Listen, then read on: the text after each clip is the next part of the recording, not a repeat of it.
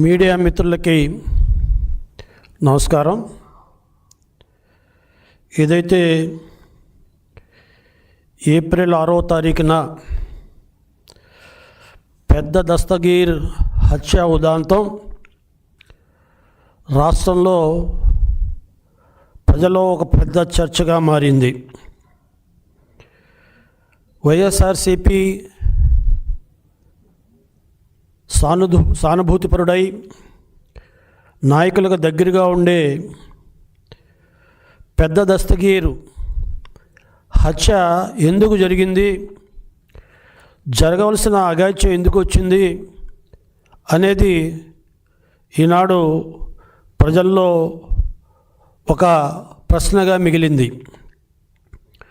మరి తాడేపల్లి ఆదేశాలతోనే పెద్ద దస్తగీర్ హత్య జరిగిందా అనే అనుమానం కూడా ప్రజల్లో చాలా బాగా నాటుకుపోయింది. ఏ రకంగా అయితే ఈనాడు ప్రతిపక్షంలో వచ్చిన తర్వాత రఫా ఆడిస్తాం, గంగమ్మ జాతరలో ఏ రకంగా పొట్టేలను బలిస్తామో ఆ రకంగా బలిస్తాం అని ఏదైతే రెచ్చిపోయి ఈనాడు వైఎస్ఆర్సీపీ నాయకులు కార్యకర్తలు మాట్లాడుతున్నారో దానికి అనుగుణంగానే ఈ హత్య జరిగినట్టు ఈరోజు అనుమానం కలుగుతుంది. ఎందుకంటే ఈనాడు ఏదైతే ఏప్రిల్ 6వ తారీఖున హత్య జరిగింది, ఏప్రిల్ 7వ తారీఖున సాక్షి దినపత్రిక వైఎస్ఆర్సీపీ ప్యాంప్లెట్ అయిన సాక్షి దినపత్రికలో గంజాయి ముఠాలో దారుణ హత్య, గంజాయి మత్తులో దారుణ హత్య, డ్రగ్స్కు బానిసైన యువత అనే ఒక బ్యానర్తో మరి వార్త పొడగవిప్పిన గంజాయి ముఠా అనే పేరుతో మరి దీంట్లో వార్త రాయటం జరిగింది. అంటే ఏది విచారించకుండానే ఏది తెలియకుండానే మీరు గంజాయి ముఠా తగాదాలతో గంజాయి మత్తులో ఇది జరిగినట్టుగా చిత్రీకరించి హత్యని మరి పెడదారి పట్టించడానికి ప్రయత్నం చేసినట్టు ఇక్కడ కనబడుతుంది. ఏ రకంగా అయితే ఆనాడు వివేకానంద రెడ్డి హత్య జరిగినప్పుడు వారు గుండెపోటుతో మరణించారని సాక్షి దినపత్రికలో ప్రచురించారో, మరి తర్వాత గుండెపోటు కాదు గొడ్డలిపోటు అని చెప్పి మరి చంద్రబాబు నాయుడు గారి చేతిలో గొడ్డలి పెట్టి ఇది మరి చంద్రబాబు నాయుడు గారి కుటుంబం చేసినట్టుగాను చంద్రబాబు నాయుడు చేసినట్టుగాను ఏ రకంగా అయితే చిత్రీకరించారో అదే రకంగా ఈరోజు మరి ఎవరైతే పెద్ద దస్తగీర్ హత్యని కేవలం ఇది గంజాయి ముఠా మత్తులో జరిగింది, కొట్లాట హత్యని చూపెట్టడానికి ప్రయత్నం చేసింది. మరి ఏ రకంగా అయితే వివేకానంద రెడ్డి హత్యని మరి ప్రజల్లో తప్పుదారి పట్టించడానికి ప్రయత్నం చేశారో అదే పద్ధతిలో ఈ హత్యని కూడా తప్పుదారి పట్టించడానికి ప్రయత్నం చేసినట్టుగా ఇక్కడ కనిపిస్తుంది. ఈరోజు మరి ఎవరైతే హత్య చేశారో వివేకానంద రెడ్డిని హత్య చేశారని నిందారోపణలు ఉన్నాయో మరి అవినాష్ రెడ్డి గారు ఆనాడు ఏ రకంగా అయితే వివేకానంద రెడ్డి గారి మరి మరణం తర్వాత ఆయనని మరి ఏ రకంగా అయితే ఆయన వివేకానంద రెడ్డి గారు నివాళులు అర్పించారో అదే రకంగా ఈనాడు పెద్ద దస్తగీర్ హత్య ఉదంతంలో ప్రధాన నిందితుడైన నిత్యానంద రెడ్డి, ఈయన కడప డిప్యూటీ మేయర్గా కూడా చేశారు.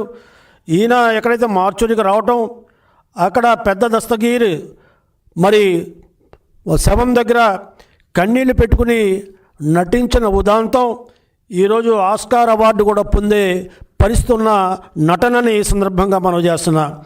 ఈనాడు మరి దస్తగీర్ హత్య ఇది కేవలం మరి ఏదైతే గంజాయి ముఠాల వల్ల జరిగింది కాదు, సాక్షి పేపర్ చెప్పినట్టుగా కాదనేది ఈనాడు పోలీస్ విచారణలో తేలింది. ఇది కేవలం భూ వివాదాల్లో వైఎస్ఆర్సీపీ ముఠాల ముఠాలే సొంతంగా అతను హతమార్చాయి అనేది ప్రాథమిక విచారణలో పోలీసులు తేల్చిన సందర్భాన్ని ఈ సందర్భంగా ప్రజలు గమనించవలసిన అవసరం ఉంది. ఏ రకంగా అయితే మరి ఈనాడు పెద్ద దస్తగీరు ఆనాడు మరి ఏ రకంగా అవినాష్ రెడ్డితో కానీ రవీంద్రనాథ్ రెడ్డితో అనుచరుడుగా ఉంటూ మరి జగన్మోహన్ రెడ్డితో కూడా సన్నిహితంగా ఉండేవారు. 500 కోట్ల పైగా విలువైన 150 పైగా ఉన్న ఆస్తుల లావాదేవీలు కూడా మరి ఆయన ఇంట్లో మరి దొరికినట్టుగా తెలుస్తుంది. కాబట్టి ఏవైతే మరి వ్యాపారాలు జరిగినాయో, ఏవైతే లావాదేవీలు జరిగినాయో, ఏవైతే భూ కబ్జాలు జరిగినాయో దానికి సంబంధించిన ఆస్తుల మూలంగానే ఈ హత్య జరిగింది.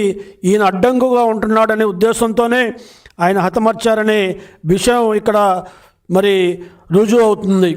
మరి ఏదైతే రైతులకు నీరు అందించే కేసీ కెనాల్కి సంబంధించిన 492 సర్వే నెంబర్లోని ప్రభుత్వ భూమిని వెంచర్లుగా చేసి అమ్మటంలో కూడా దస్తగీరు మరి ప్రధాన హస్తం ఉంది. ఆ రకంగా పెద్ద దస్తగీరు ప్రధాన హస్తం ఉంది. ఇదే వెంచర్లో మరి రవీంద్రనాథ్ రెడ్డి గారు మాజీ ఎమ్మెల్యే, కడప డిప్యూటీ చైర్మన్గా చేసిన ఆయనకు కూడా ఒక చక్కటి భవనం ఇందులో నిర్మించుకున్నారంటే ఏ రకంగా మరి ప్రభుత్వ ఆస్తులను కొల్లగొట్టి వెంచర్లుగా చేసి దాని ద్వారా డబ్బులు గడించారో ఈ ఒక్క ఉదాంతంతోనే తెలుస్తుంది. రవీంద్రనాథ్ రెడ్డికి మరి చాలా సన్నిహిత అనుచరుడుగా వీరు మెలిగారనేది ఇక్కడ సుస్పష్టం అవుతుంది.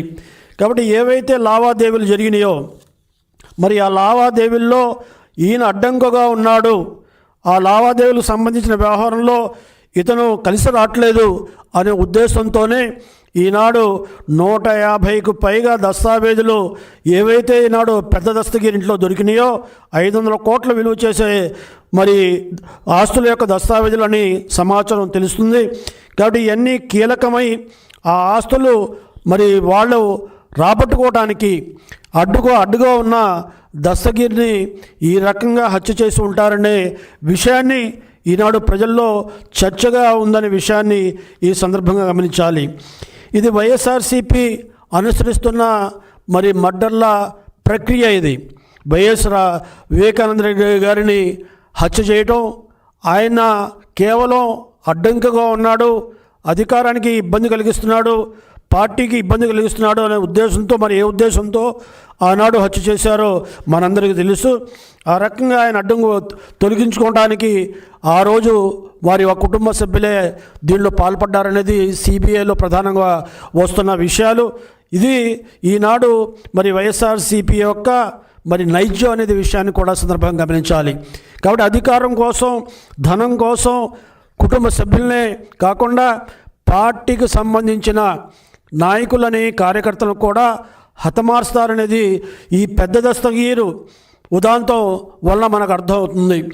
మరి ఏవైతే దస్తగీరు సతీమణి మరి వైఎస్ఆర్సీపీ పార్టీ కార్యాలయంలో ప్రెస్ పెట్టి కన్నీరు పెట్టుకుని నిందితులను శిక్షించాలి, తమకు న్యాయం చేయాలని చెబితే ఈరోజు వైఎస్ఆర్సీపీ సోషల్ మీడియా వాళ్ళు మాత్రం ఆమె వైఎస్ఆర్సీపీకి పార్టీకి క్లీన్ చిట్ ఇచ్చిందని మరి ఈరోజు ప్రచారం చేసుకోవటం సిగ్గుమాలిన తనంగా నేను ఈ సందర్భంగా మనవి చేస్తున్నా. కాబట్టి బాధితురాలికి న్యాయం అడుగుతుంటే మరి వైఎస్ఆర్సీపీ ముఠా రాజకీయాల కోసం ఆమె మాటలను వక్రీకరిస్తున్నారనే విషయాన్ని ఈ సందర్భంగా మనం గమనించవలసిన అవసరం ఉంది. ఈనాడు డిప్యూటీ మేయర్ మరి ఎవరైతే నిత్యానంద రెడ్డి ఉన్నారో ఆయన మరి ఈరోజు పరారీలో ఉన్నారు.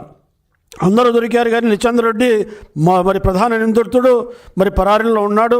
ఈ రకంగా వందలాది కోట్ల రూపాయలు విలువ చేసే ఆస్తుల విషయంలో మరి అడ్డు తొలుగుతున్నాడనే ఉద్దేశంతోనే ఈ పెద్ద దస్తగిరిని హతమార్చారు అనే విషయాన్ని ఈ సందర్భంగా రూఢి చేస్తుంది.